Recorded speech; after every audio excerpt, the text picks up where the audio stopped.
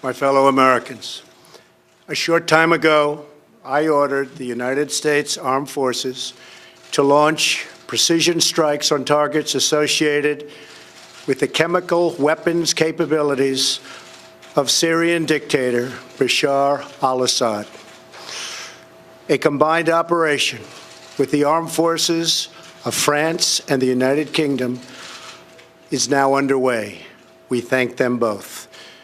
Tonight, I want to speak with you about why we have taken this action. 1 year ago, Assad launched a savage chemical weapons attack against his own innocent people. The United States responded with 58 missile strikes that destroyed 20% of the Syrian Air Force. Last Saturday, the Assad regime again deployed chemical weapons to slaughter innocent civilians, this time in the town of Douma, near the Syrian capital of Damascus. This massacre was a significant escalation in a pattern of chemical weapons use by that very terrible regime. The evil and the despicable attack left mothers and fathers, infants and children thrashing in pain and gasping for air. These are not the actions of a man. They are crimes of a monster instead. Following the horrors of World War I a century ago, civilized nations joined together to ban chemical warfare. Chemical weapons are uniquely dangerous, not only because they inflict gruesome suffering, but because even small amounts can unleash widespread devastation. The purpose of our actions tonight is to establish a strong deterrent against the production, spread, and use of chemical weapons. Establishing this deterrent is a vital national security interest of the United States. The combined American, British, and French response to these atrocities will integrate all instruments of our national power, military, economic, and diplomatic. We are prepared to sustain this response until the Syrian regime stops its use of prohibited chemical agents. I also have a message tonight for the two governments most responsible for supporting, equipping, and financing the criminal Assad regime. To Iran and to Russia, I ask, what kind of a nation wants to be associated with the mass murder of innocent men, women, and children? The nations of the world can be judged by the friends they keep. No nation can succeed in the long run by promoting rogue states, brutal tyrants, and murderous dictators. In 2013, President Putin and his government promised the world that they would guarantee the elimination of Syria's chemical weapons.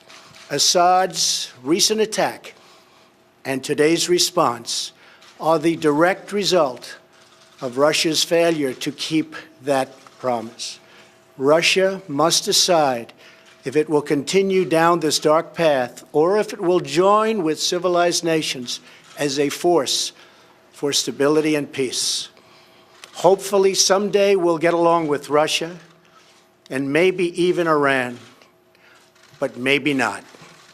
I will say this: the United States has a lot to offer. With the greatest and most powerful economy in the history of the world. In Syria, the United States, with but a small force being used to eliminate what is left of ISIS, is doing what is necessary to protect the American people. Over the last year, nearly 100% of the territory once controlled by the so-called ISIS Caliphate in Syria and Iraq has been liberated and eliminated. The United States has also rebuilt our friendships across the Middle East. we have asked our partners to take greater responsibility for securing their home region, including contributing large amounts of money for the resources, equipment, and all of the anti-ISIS effort.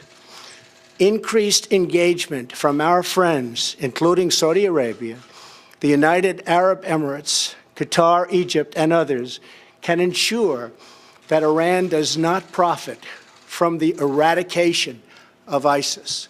America does not seek an indefinite presence in Syria under no circumstances. As other nations step up their contributions, we look forward to the day when we can bring our warriors home, and great warriors they are. Looking around our very troubled world, Americans have no illusions. We cannot purge the world of evil or act everywhere there is tyranny.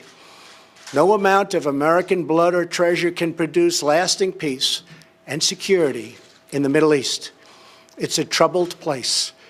We will try to make it better, but it is a troubled place. The United States will be a partner and a friend, but the fate of the region lies in the hands of its own people. In the last century, we looked straight into the darkest places of the human soul.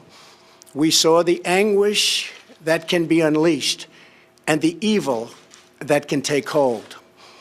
By the end of World War I, more than 1 million people had been killed or injured by chemical weapons. We never want to see that ghastly specter return. So today, the nations of Britain, France, and the United States of America have marshaled their righteous power against barbarism and brutality. Tonight, I ask all Americans to say a prayer for our noble warriors and our allies as they carry out their missions. We pray that God will bring comfort to those suffering in Syria. We pray that God will guide the whole region toward a future of dignity and of peace. And we pray that God will continue to watch over and bless the United States of America. Thank you and good night. Thank you.